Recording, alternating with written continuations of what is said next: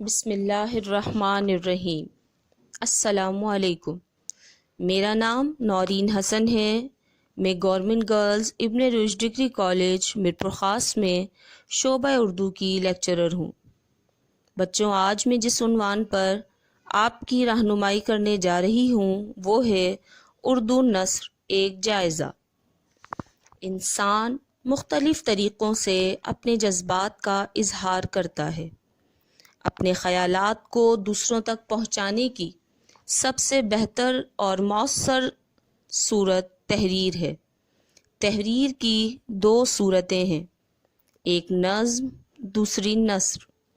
نظم نثر کے مقابلے میں زیادہ مشکل صنف ہے، تاہم نثر کے ذریعے انسان اپنے خیالات کا اظہار زیادہ بہتر اور مؤثر انداز میں کر سکتا ہے۔ کسی زبان کی علمی و ادبی وسعت کا اندازہ بھی ہم اسی صنف سے لگاتے ہیں۔ اردو نثر میں مختلف اصناف موجود ہیں، جن میں داستان، قصے، ناول، افسانہ، ڈرامے، انشائیہ اور طنز و مزاح وغیرہ شامل ہیں۔ اردو نثر کا آغاز 14ویں صدی عیسوی میں مذہبی اور اخلاقی کتب کی اشاعت سے ہوتا ہے۔ شیخ عین الدین گنج العلم نے شرعی مسائل پر کچھ رسالے لکھے۔ 1398 عیسوی میں حضرت خواجہ بندہ نواز گیسو دراز نے تصوف کے موضوع پر ایک کتاب معراج العاشقین تصنیف فرمائی۔ 15ویں صدی عیسوی میں حضرت شمس العشاق میرا جی اور شاہ برہان الدین جانم کی تصانیف خاص اہمیت کی حامل ہیں۔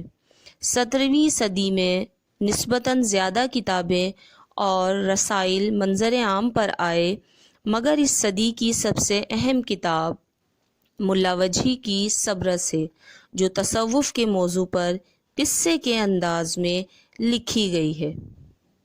19ویں صدی میں اردو نثر میں بہت سی تبدیلیاں آئیں، جن میں داستان کا لفظ ایک عام نثری قصے یا کہانی کے لیے استعمال ہوتا تھا، لیکن اب داستان ایسی کہانی کو کہا جانے لگا جس میں کوئی مرکزی قصہ ہو اور جو طویل اور پیچ در پیچ ہو۔ اس میں مافوق الفطرت عناصر اور عشقیہ پہلو بھی مد نظر رکھا گیا ہو۔ ان قصے کہانیوں کا آغاز 1799 عیسوی میں کلکتے میں قائم ہونے والے فورٹ ولیم کالج سے ہوا۔ اس ضمن میں طلسم ہوشربا، داستان امیر حمزہ، بوستان خیال، باغ و بہار، حیدر بخش حیدری کی طوطا کہانی یا غلام حیدر کا قصہ حسن و عشق خاص کتابیں ہیں۔ اسی صدی میں ڈپٹی نذیر احمد نے داستان یا قصوں کے خیالی یا فرضی واقعات سے اجتناب کرتے ہوئے عوام کی مذہبی و اخلاقی اصلاح کی طرف توجہ دی، بالخصوص خواتین کی اصلاح کی طرف توجہ مبذول کروائی اور اردو نثر کو یورپ کے نئے اسلوب سے متعارف کروایا، جو کہ ناول کہلایا۔ اس کا اطلاق نثر میں ایسے قصوں پر ہوتا ہے جن میں ایک واضح اور منظم پلاٹ ہو اور جس میں خیالی کہانیوں کی بجائے زندگی کے مسائل، معاملات اور واقعات بیان کیے جائیں، جو نہ تو قدیم داستانوں کی طرح اتنا طویل ہو کہ ایک داستان لکھنے کے لیے کئی مصنفین کی ضرورت ہو، اور نہ اتنا مختصر کہ چائے کی ایک پیالی پر لکھا اور پڑھا جا سکے۔ موضوع اور پلاٹ کے علاوہ جدید ناول میں بعض اور امتیازی عناصر بھی شامل کیے جاتے ہیں۔ ان میں سب سے اہم کردار نگاری ہے، جسے زندگی کے مطابق ہونا چاہیے۔ اسی طرح واقعات اور کرداروں کے لیے مناظر کا پس منظر بھی ضروری سمجھا جاتا ہے، اور اس میں بھی نہ بے حد طول ہوتا ہے اور نہ انتہائی اختصار۔ اسلوب میں ایک اور عنصر اس کا بیانیہ انداز ہوتا ہے۔ ناول اور ڈرامے کا بنیادی فرق یہی بتایا جاتا ہے کہ ناول میں کہانی بیان اور ڈرامے میں عمل پر منحصر ہوتی ہے۔ افسانہ یا مختصر افسانہ اپنے اصطلاحی اور تکنیکی مفہوم میں غزل کے بعد اردو ادب کی سب سے مقبول صنف ہے، اور غزل ہی کی طرح افسانہ لکھنا بظاہر جس قدر آسان ہے، اچھا افسانہ لکھنا اتنا ہی مشکل ہے۔ ناول کی طرح افسانہ بھی اردو میں مغربی بلکہ یوں کہیے کہ انگریزی کے اثر سے آیا۔ افسانے میں ناول کی نسبت زندگی کے مخصوص پہلوؤں کو سامنے رکھا جاتا ہے۔ اردو نثر میں اس صنف کی ابتدا 20ویں صدی میں سجاد حیدر یلدرم اور منشی پریم چند کے افسانوں سے ہوئی۔ سجاد حیدر یلدرم کے تراجم اور پریم چند کے افسانے دنیا کا سب سے انمول رتن کو خصوصی اہمیت حاصل ہے۔ 1936 میں ترقی پسند تحریک کے آغاز سے اردو نثر کو ایک نیا لہجہ اور آہنگ ملا۔ کرشن چند، راجندر سنگھ بیدی، عصمت چغتائی، سعادت حسن منٹو، ممتاز شیری، ہاجرہ مسرور، غلام عباس، قدرت اللہ شہاب نے افسانے لکھے، تاہم قیام پاکستان کے بعد اردو ترقی پسند افسانے نے نئی کروٹ بدلی۔ اب موضوع اور رجحان دونوں اعتبار سے تبدیلی واقع ہوئی اور بڑی تعداد میں علامتی، تمثیلی اور تجریدی افسانے لکھے جا رہے ہیں۔ ڈرامے کا مفہوم اسٹیج پر کچھ کرنا یا کر کے دکھانا ہے۔ 1852 میں امانت علی لکھنوی نے اندر صبا کو اسٹیج پر پہلا ڈرامہ پیش کیا۔ بعد میں آغا حشر کاشمیری، پنڈت بیتاب اور احسن لکھنوی نے بھی مقبول ڈرامے لکھے۔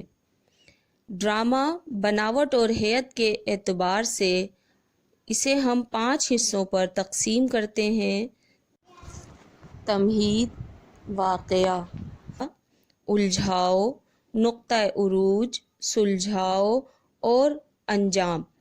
ڈرامے کو ادبی حیثیت سے متعارف کروانے والے آغا حشر کاشمیری ہیں،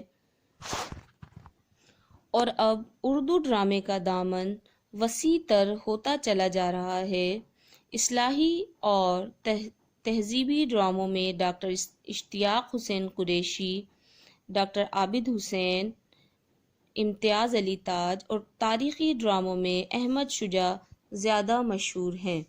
گزشتہ 2 دہائیوں میں ریڈیو اور ٹی وی پر بھی بہت اچھے ڈرامے پیش کیے جا رہے ہیں۔ ٹی وی میں پیش کیے جانے والے ڈراموں میں منو بھائی، بانو قدسیہ، حسینہ معین، فاطمہ ثریا بجیا، امجد اسلام امجد اور مستنصر حسین تارڑ کے علاوہ بھی بہت زیادہ ادبی شخصیات نے ڈرامے تحریر کیے۔ اردو نثر میں طنز و مزاح بھی ایک اہم صنف ہے اور اسے بہت زیادہ اہمیت حاصل ہے۔ اس صنف ادب میں معاشرے کی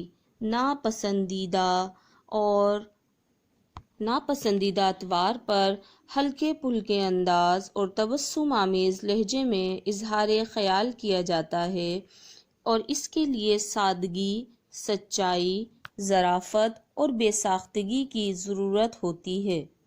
اردو نثر میں یہ صنف 1877 عیسوی میں اودھ پنچ رسالے کے اجرا سے شروع ہوئی، جس میں ہندوستان کے رئیسوں کے نام لکھے جانے والے خطوط میں منشی سجاد حسین کے خطوط کو خصوصی اہمیت حاصل ہے۔ مرزا غالب اور سر سید احمد خان نے بھی اپنے خطوط میں اسی صنف کو فروغ دیا۔ جدید دور میں شفیق الرحمن، شوکت تھانوی اور پطرس بخاری نے اس صنف کو نیا رنگ عطا کیا۔ انشائیہ نگاری انشائیہ نگاری فرانسیسی ادب سے ماخوذ ہے۔ یہ صنف انسان کو اپنے خاص انداز میں سوچنے کی ترغیب دیتی ہے۔ اس صنف میں بے ربطی اور بے ترتیبی اس کی دلکشی کا باعث بنتی ہے۔ انشائیے کو ناول، افسانہ، ڈرامہ یا کسی بھی فنی صورت میں پیش کیا جا سکتا ہے، کیونکہ اس کی اپنی کوئی خاص ہیئت یا بناوٹ نہیں ہوتی۔ ڈاکٹر وزیر آغا کے مجموعے خیال پارے اور چوری سے یاری تک میں اردو انشائیہ ادبی حوالے سے خاصی اس کی جھلک نظر آتی ہے۔ مکتوب نگاری۔ مختلف ادبا نے خطوط نگاری کے ذریعے بھی اردو نثر کے دامن کو وسعت بخشی۔ مکتوب نگاری کی ابتدا غالب سے ہوتی ہے، جنہوں نے مراسلے کو مکالمہ بنا دیا۔ صداقت، ظرافت، حقیقت اور سچائی پر مبنی مرزا غالب کے یہ خطوط اردو ادب کا ایک نایاب سرمایہ ہیں۔ غالب کے علاوہ سر سید احمد خان، محمد حسین آزاد، ڈپٹی نذیر احمد، ظفر علی خان، علامہ محمد اقبال اور مولوی عبدالحق نے بھی مکتوب نگاری کے صنف کو وسعت عطا کرنے میں اہم کردار ادا کیا۔ رپوتاژ۔ رپوتاژ بھی اردو ادب کی ایک صنف ہے جس کے اہم عناصر میں سچائی، منظر نگاری اور آنکھوں دیکھے واقعات شامل ہیں۔ رپوتاژ لکھنے کے لیے مشاہدہ بہت ضروری ہے، کیونکہ اس کے بغیر کسی چیز یا واقعے کی صحیح ترجمانی نہیں کی جا سکتی۔ اس میں بیرونی منظر کشی کے علاوہ مصنف کے اپنے اندرونی جذبات کو بھی دخل ہوتا ہے۔ رپوتاژ لکھنے کے لیے عام طور پر حادثات، فسادات، سماجی مجالس، ادبی و مذہبی جلسے، پکنک، میلے ٹھیلے اور سیر و سیاحت کو موضوع بنایا جاتا ہے۔ یہ تمام اصناف ادب اردو نثر کے دامن کو وسیع تر کرنے میں اہم کردار ادا کر رہی ہیں۔ امید کرتی ہوں کہ آپ کو یہ لیکچر پسند آیا ہوگا۔ شکریہ۔